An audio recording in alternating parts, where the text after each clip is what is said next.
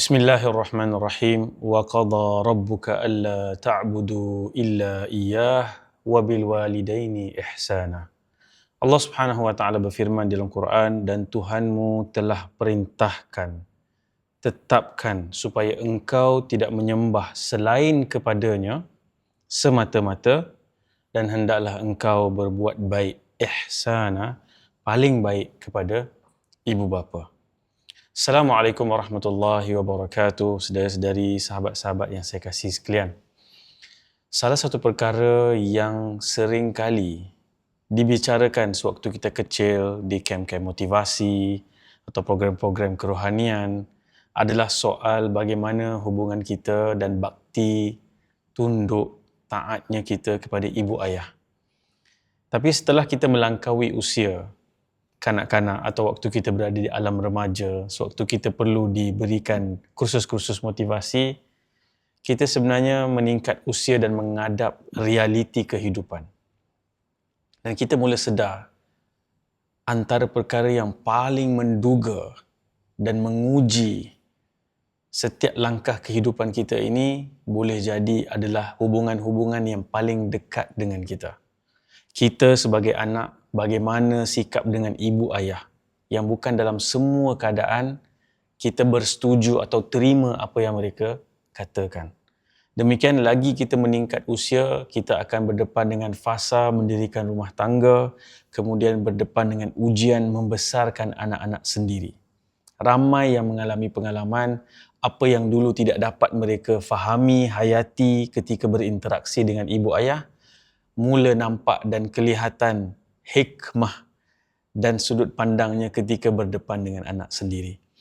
Ada satu hadis Nabi SAW, hadisnya hadis Qudsi, di mana Allah Subhanahu wa taala berfirman. Allah menyebut Anar Rahman, aku Allah, Anallah, aku Allah, aku Ar-Rahman, dan aku telah ciptakan rahim, iaitu rahim ibu kita ini, di mana manusia, zuriat keturunannya sejak Adam dan Hawa alaihimussalam berkembang sehinggalah hari kiamat melalui rahim ini. Dan Allah Subhanahu wa taala menyebut, aku namakan rahim ini mengambil potongan bahagian daripada namaku Ar-Rahman Ar-Rahim. Dan Allah menyebut, siapa yang menyambung hubungan rahim ini, aku akan sambung semua urusan-urusannya. Rahmat kasih sayangnya, rezekinya, kehidupannya.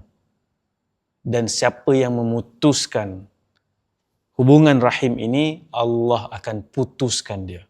Putuskan rahmatnya, rezekinya, kasih sayangnya kepada individu ini.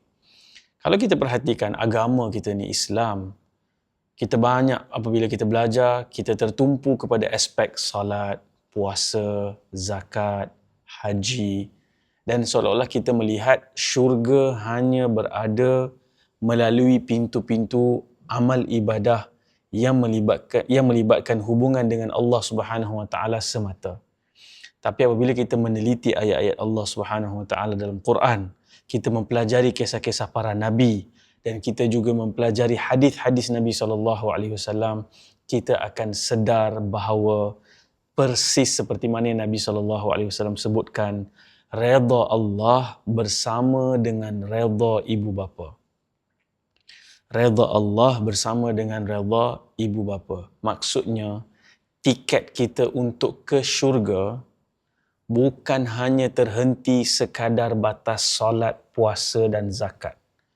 Ia mesti dilalui dengan mengambil tiket tersebut dengan jalan berbakti dan memuliakan, berbuat paling baik yang kita mampu terhadap kedua ibu bapa. Dan demikian apabila kita menjadi ibu bapa, kita menjadi ibu bapa yang paling baik, paling santun, paling rahmat kepada anak-anak yang kita besarkan sebagai amanah. Allah Subhanahu wa taala berfirman dalam surah Al-Isra, surah yang ke-17, ayat yang ke-23 hingga ke-24. Salah satu tempat di mana Allah menceritakan perihal kedudukan dan kemuliaan ibu ayah, dan perihal bagaimana kemuliaan itu mesti diterjemahkan oleh setiap anak. Allah Subhanahu wa taala berfirman, wa qada rabbuka.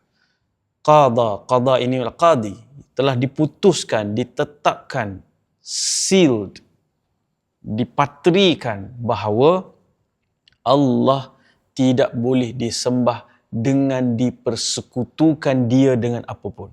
Itu kemuncak kita menjadi orang beriman. Tetapi setelah urusan dengan Allah dan Rasulnya, tingkat yang seterusnya selepas Allah dan Rasulnya adalah wabil walidaini ihsana. Dan dengan kedua ibu dan ayah bersifat paling baik, ihsan. Kemudian Allah menyebut, imma yablughanna indakal kibara ahaduhuma au kilahuma. Jika salah seorang daripada keduanya atau kedua-duanya sekali sampai kepada usia tua ataupun tua dalam jagaan dan peliharaanmu. Au kilahuma fala taqul lahuma uffin. Allah sebutkan the bare minimum. Kita nak cerita ni ihsan ni boleh sampai ke puncak pelbagai perkara yang dilakukan dalam kemampuan manusia untuk menterjemahkan kasih sayang dan bakti. Tapi Allah cerita yang paling minimum apa? Allah kata, jangan kamu sebutkan walau perkataan uff. Dalam bahasa Arab, ini adalah perkataan yang paling mudah dilafazkan. Kerana ia hanya perlu dikeluarkan bunyi, uff. Dan kalau kita baca tafsir para ulama, mereka menyebut kalau ada perkataan yang lebih ringan daripada ini untuk menggambarkan rasa tidak puas hati, tidak bersetuju kepada ibu dan ayah, tentu Allah akan gunakan perkataan tersebut. Uff ni macam kita sebut, macam hanyalah ekspresi yang paling ringkas, singkat, menunjukkan bahawa kita tidak senang dengan ibu dan ayah. Dan Allah sebut, fala taqul lahuma. Jangan katakan walau itu, seringkas itu, sesingkat itu, sependek itu pun menunjukkan rasa kamu tidak suka atau senang dengan ibu ayah. Wala tanharhuma, apatah lagi janganlah kamu menengking, menyergah mereka, meninggikan suara. Susah kalau kita fikirkan dalam suasana kita hidup, berhari-hari kita berinteraksi siang dan malam, bagaimana kita nak pastikan jangan walau seringkas uff, apatah lagi menengking dan menyergah. Tetapi Allah kata, wa qul lahuma qawlan karima. Sebutkan kepada mereka, katakan kepada mereka perkataan yang karim. Kita selalu sebut karim ini mulia, tapi dalam bahasa Arab juga bermaksud karim ini yang pemurah, generous.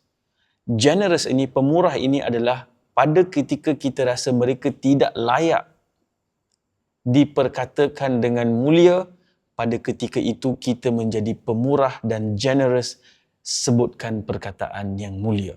Kerana kita tahu realiti, ada waktu kita rasa macam perlu dikritik, ditunjukkan salah. Tapi Allah mengajar, apapun situasinya, kamu bercakap dengan perkataan yang paling mulia, paling tinggi, paling generous. Dan untuk meneroka lebih dalam ayat-ayat ini, kita akan lihat menerusi kacamata kehidupan Nabi Ibrahim AS. Nabi Ibrahim adalah idola ikutan kita. Dan Nabi yang kita sebut dalam salat kita setiap hari.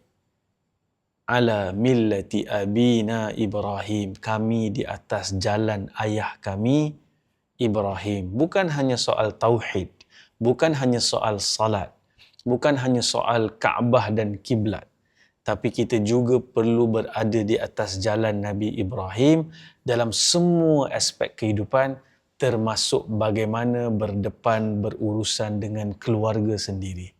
Nabi Ibrahim antara Nabi yang kisah hidupnya cukup warna-warni. Ada pelbagai ragam yang terpaksa dihadapi dan pelbagai gelagat yang terpaksa diuruskan, situasi. Dan kita akan lihat bagaimana Nabi Ibrahim diletakkan dalam situasi memiliki ayah yang musyrik, yang syirik, bukan hanya syirik, tapi enabler syirik. Orang yang bekerja sepenuh masa membina, mengukir, menyebarkan berhala.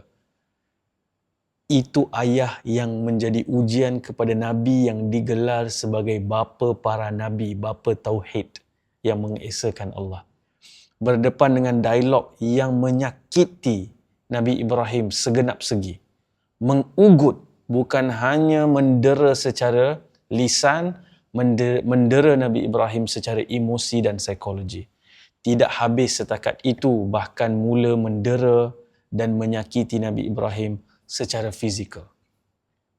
Ramai yang bila sebut topik ibu bapa, soalan pertama yang orang tanya di dewan kuliah, di ceramah-ceramah masjid dan surau, apatah lagi di medan media sosial adalah macam mana kalau mak dan ayah saya adalah orang yang menjadi sumber masalah dan sakitnya hidup saya, trauma saya, keresahan, kegelisahan, kemurungan saya. Ya, saya faham. Itu situasi yang paling sukar mana-mana anak perlu hadapi. Kerana orang yang sepatutnya memberikan perlindungan dan kasih sayang menjadi orang yang paling menyakitkan dan melukakan. Tidak mudah. Dan itu pedoman yang kita akan belajar daripada Nabi Ibrahim AS. Bagaimana Nabi Ibrahim terus mengatakan perkataan-perkataan karimah.